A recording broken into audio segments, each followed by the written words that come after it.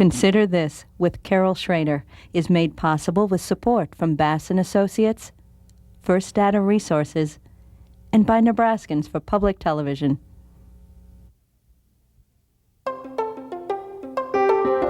Consider This with Carol Schrader, a news and information program recorded on the campus of the University of Nebraska at Omaha. From the UNO Television Studios, here is your host, Carol Schrader. Hello and welcome once again to Consider This. The uproar over the fate of a little 6-year-old Cuban boy is taking over the media, and it's taking over a lot of discussions at the water cooler and the coffee shops. Should little Elian Gonzalez go back to Cuba with his father, or should he stay here with his mother's relatives? With me today, we have some people that have definite ideas, but also who will help us understand a little better why Miami is just not quite literally, but up in arms over this whole affair. Joining me today is Luis Canal. He came over to the United States for the first time from Cuba in 1959, just days after Fidel Castro had taken over. Also with us today is Dania Iguanzo Schlepp, and she came over when she was 8 years old back in 1962 on July 4th, of all days. Also joining us today, Dr. Enrique de la Guardia. He's been here also since 1962. He was a little older when he came over, age 12. I want to, just before the Cuban Missile Crisis. Just a few days before. Oh, that's ironic. First, let's talk, though, about the situation with the little boy, and then we'll talk about kind of all that came before this. Most of the Cubans, Americans, it seems, want the little boy to stay here. But I have talked to some in Omaha who believe that he should go back with his father, even though they have strong feelings against Castro. What's the general consensus with the folks you talk to, either in person or by phone or email? If we're talking Cuban Americans, the majority will want the kid to stay here. Right, and that's what we've heard on the media. I have to qualify. Whenever you're going to make a judgment on this situation, my opinion is that you cannot compare apples with oranges. What is he going back to? Is he going back to his father? I don't believe he's going back to his father. That's why I'm against him going back. If he was going to go back to his father, I say yes, he should be with his father, but he will be part of the state. Now, Dania was in Cuba 3 months ago, the first time you'd been back in 37 years. That's right, that's right. And part of it was to put some closure on your father's death because he had chosen to stay there. He was fairly idealistic and thought this whole experiment would work out. Right. But what did you see, you talked about if he were going to be with his father, then it would probably be all right. What was your impression, given what you saw there on a day-to-day basis? Well, I saw a lot of relatives that I hadn't seen in 37 years. And, basically, some of my cousins, with their little boys were saying, here, take him. We're not going to be like the people for Elian. We won't, take my son to freedom. Basically, that's the way people, even in Cuba, are thinking, that the little boy should be free, But would he be with his father? I mean, some things say that they separate the children from their fathers, particularly the boys. Right. I mean, I hear conflicting reports on what reality is down there. Well, we were talking to some of my relatives about the schooling and so forth, and when the young kids get to be 9th grade, whether they're girl or boy, they're sent off to a special school, and they're all together in this school, and they are kind of like farm hands. They work the fields and they learn how to do that and to be part of the communist group. Do they get paid? The young pioneers, I think they're called. Young pioneers. Boy, that kind of takes you back to almost what you learned in history about World War II and the youth groups and that sort of thing. Not as militaristic probably, but I'm sure there's some of that. What is your take on it?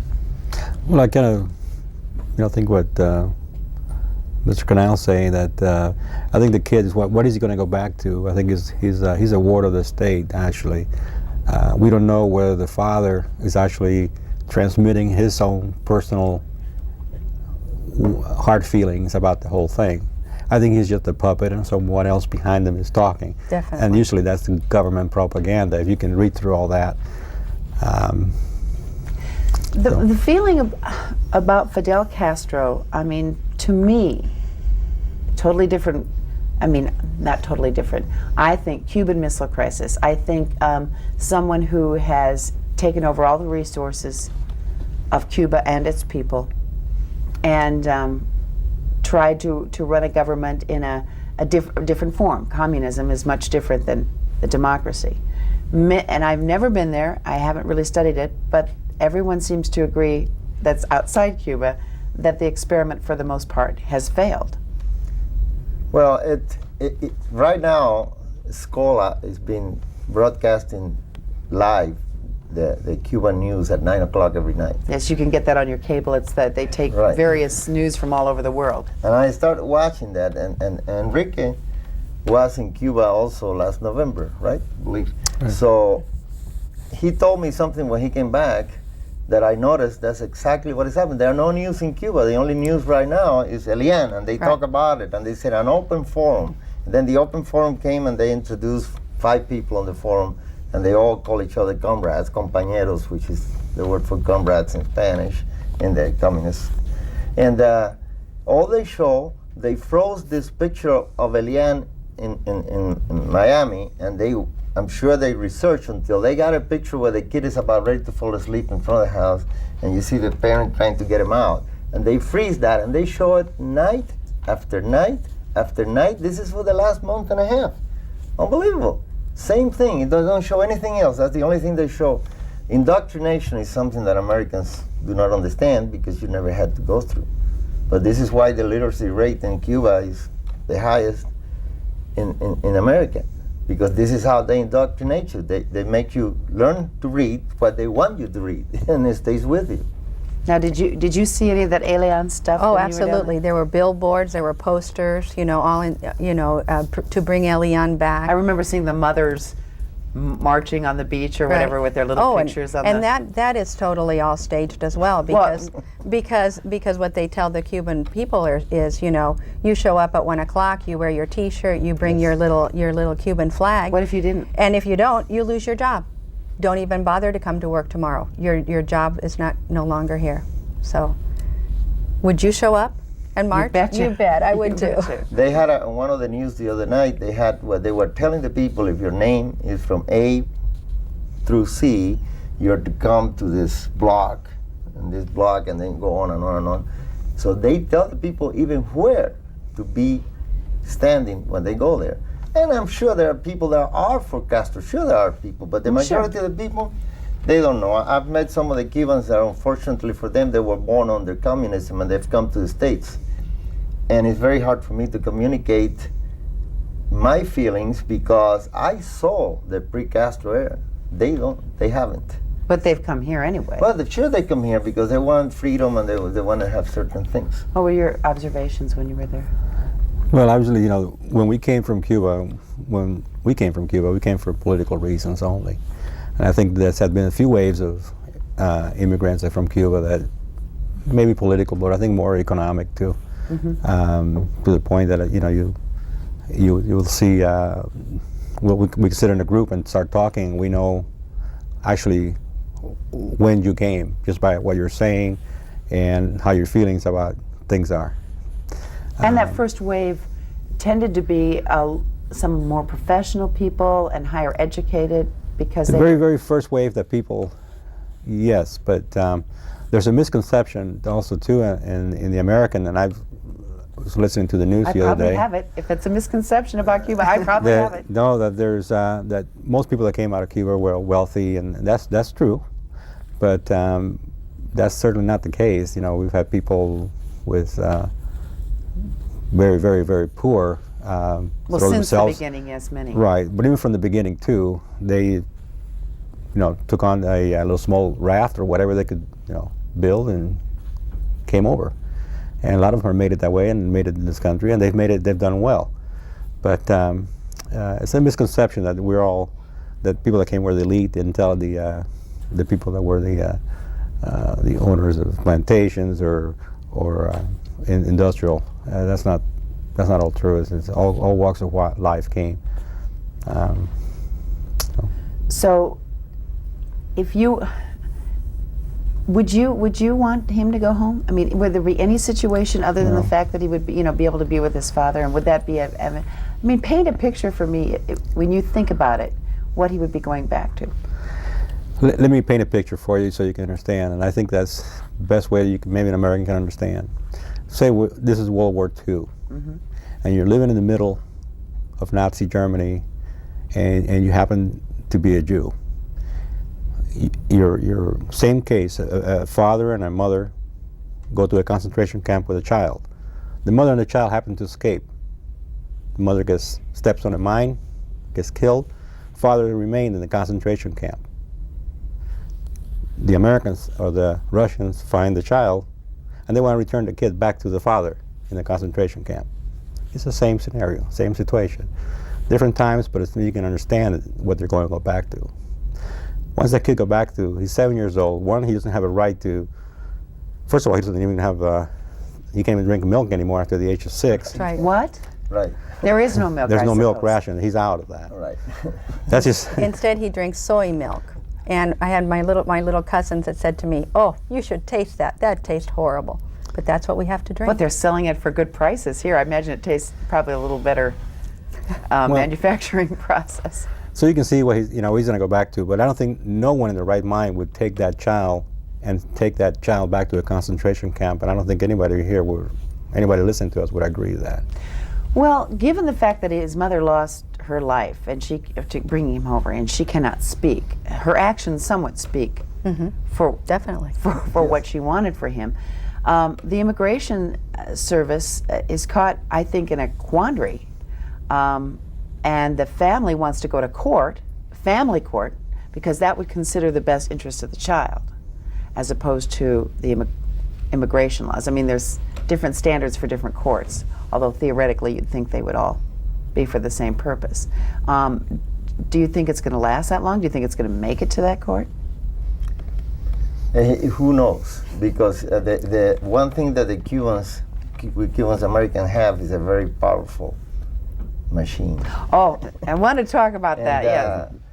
So who knows what is I going mean, to you've got happen? Al Gore bowing to it now, changing his stance. And Because we learn better than any other immigrant group that I know of what makes this country tick from the beginning. And now we have the power to make it tick.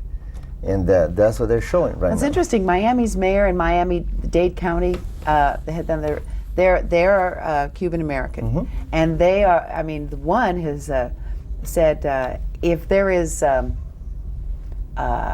riots down here, I wash my hands. This is President Clinton's problem, and I mean that really shows that how united. And the two They are. representatives from Florida, from the Miami area, which is Lincoln Diaz-Balart and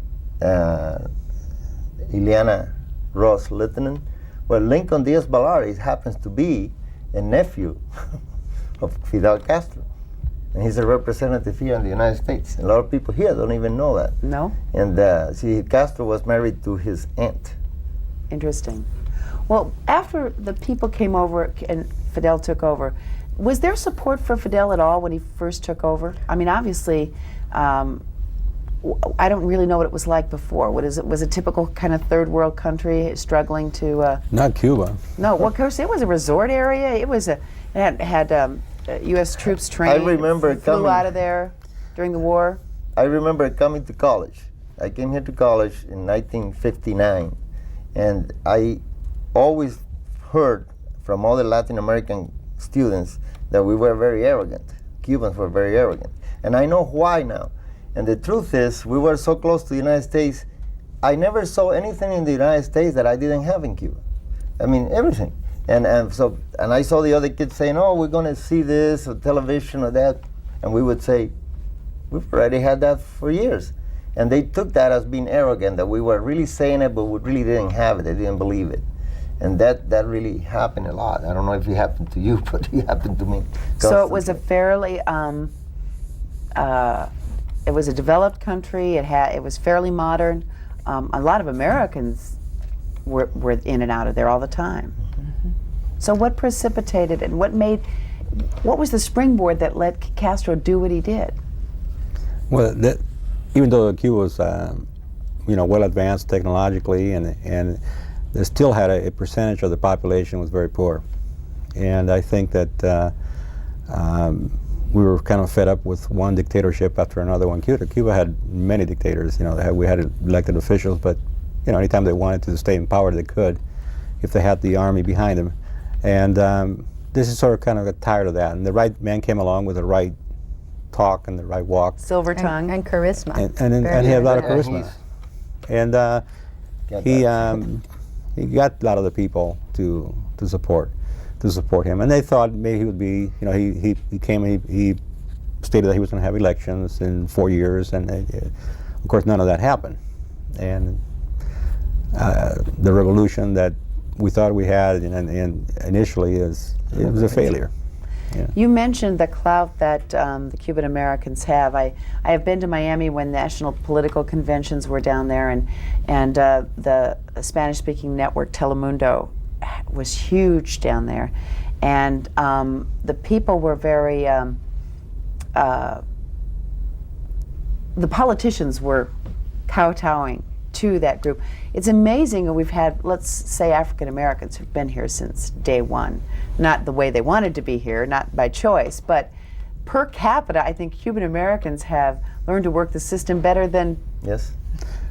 even the white Anglo-Saxon Protestants that came My over. grandfather was a politician in Cuba, and before Castro and before Batista, in a period that was pretty much democratic, and they actually wrote the Constitution that still, in the 40s, still is upheld in Cuba.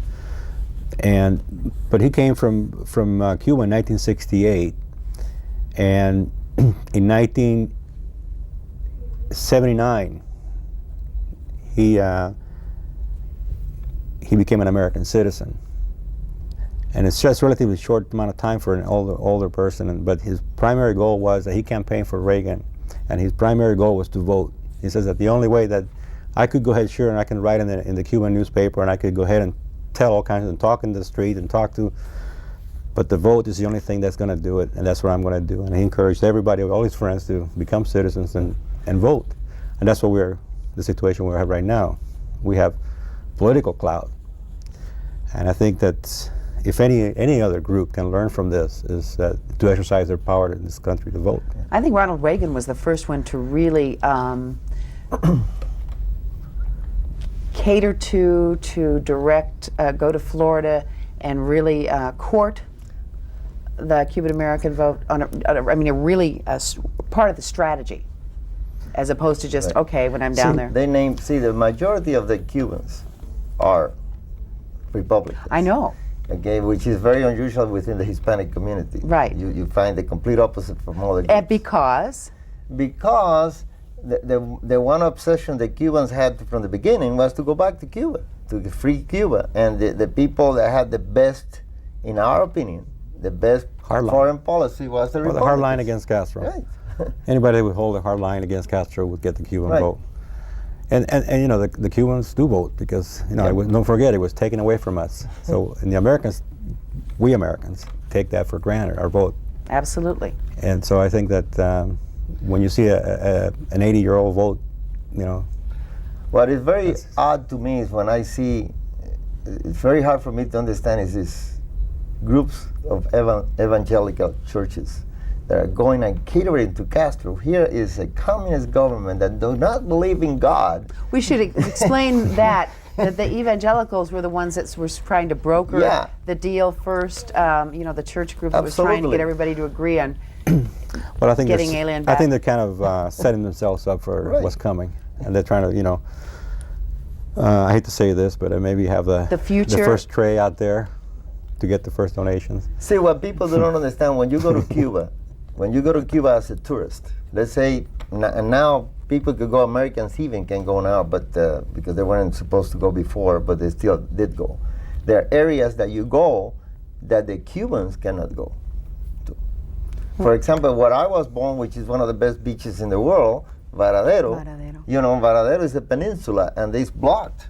And she and I will go as American citizens and walk in there and do anything we want, and you will. But your cousins may not be No, able to go? no. And not just that beach in particular, it's restaurants, it's a bus. It's a bus that I took from Havana to my hometown, Pinar del Rio, and I could get a bus ticket on that bus. But if I wanted my cousins to come along, they were not allowed because All they right. were the Cuban If nationals. the majority of people realize that and know that they're put in their place and that they don't have all the rights as, say, the people that just visit their own country, then why is Castro still there? I know that's a very simplistic He question. Because he turns because they are doing it, for the revolution. Right. This he is- turns it this is- around and he says, "You're doing this as a sacrifice. Don't forget that they were taken since they were very tiny, Right. and, And indoctrinated sacrificing over and yourself over. for your country is the number one. So if we have to strap our belts and be a little bit hungry, that's okay. The only reason we're in this situation is because we have the blockade." Not because of me, not because of my all policy, the not Yankees. because It's it's just the because the Yankees. Americans have this blockade. Mean Southern senators and Right. the Right. government of the United Absolutely. States. So that's why you have some Cubans that would say, okay, let's open up the blockade. Some Cubans don't agree. That's what we may differ even between the three of us. How we should handle, how should we open So the we doors? can't use it as an excuse anymore. So we and cannot, the so he people would cannot be use held- that as an Right. excuse, or should we go ahead and just, do the other way? Some Cubans, most of the majority want, just go ahead and overtake it. Does he have the money to pay for the goods since he's controlling all the money, even if you did open the blockade? $800 million of Cuban Americans' dollars reach Cuba yearly. 800 People million. send their money? Cubans like me, And her, we me. went to Cuba. we have relatives. It's very hard when Oh, you go to it's very Cuba. hard. Right. To say no and not help them out. Do they get to keep their money that you send them?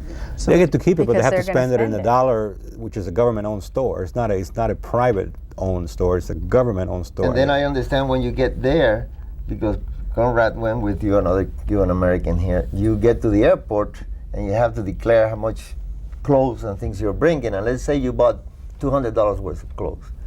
You have to pay there the $200 plus $2 or something like that. That's what Conrad says. So in other words, you buy the clothes in here, you take it there, and then you have to tell them how much is it that you're bringing, and they charge you the same amount.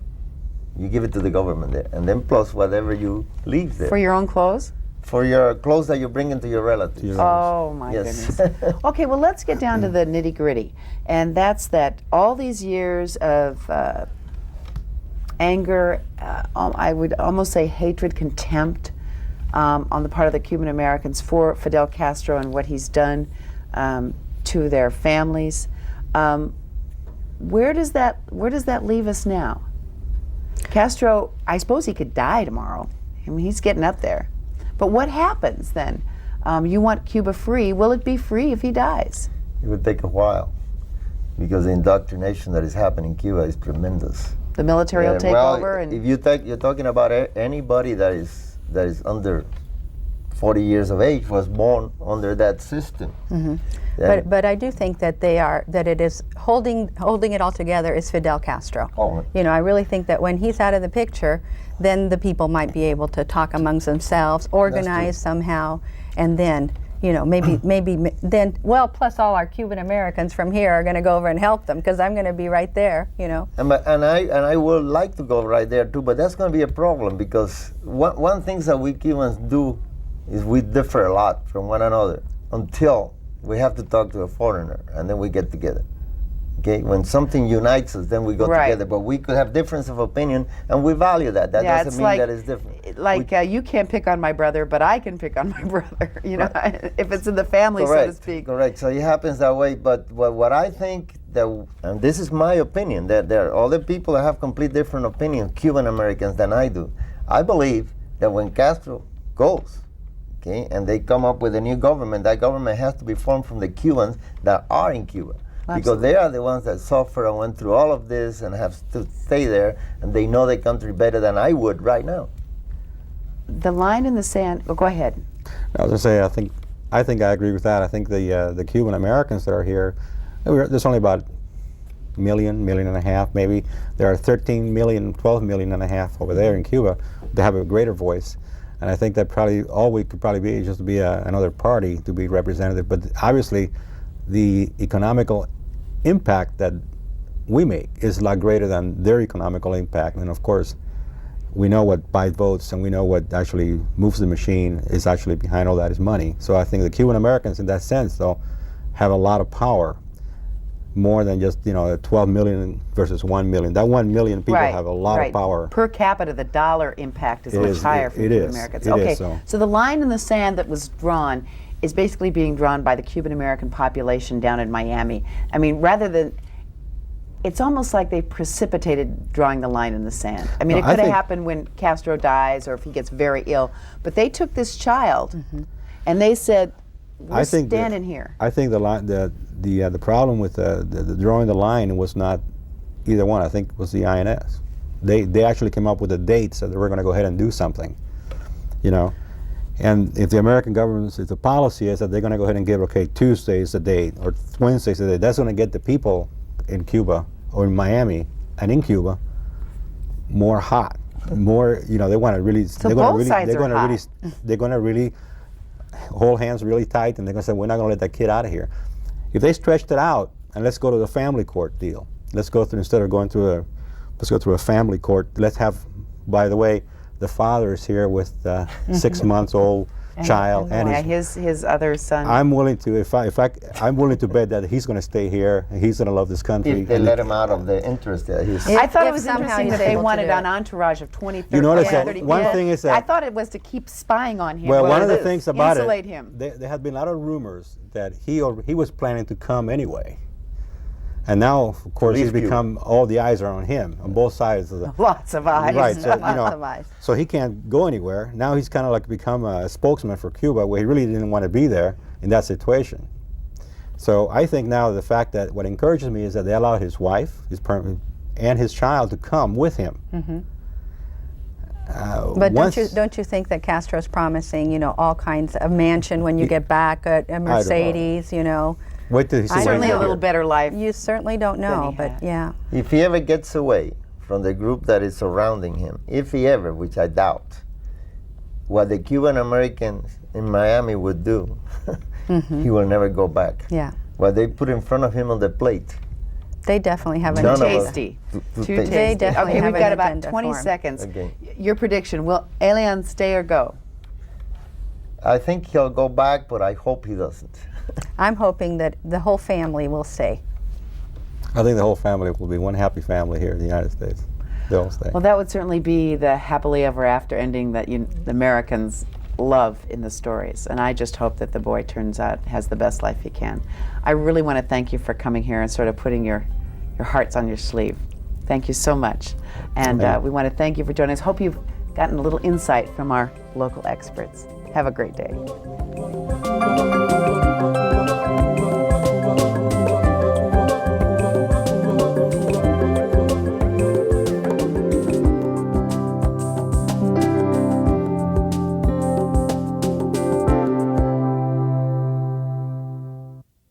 Consider This with Carol Schrader is made possible with support from Bass & Associates and First Data Resources.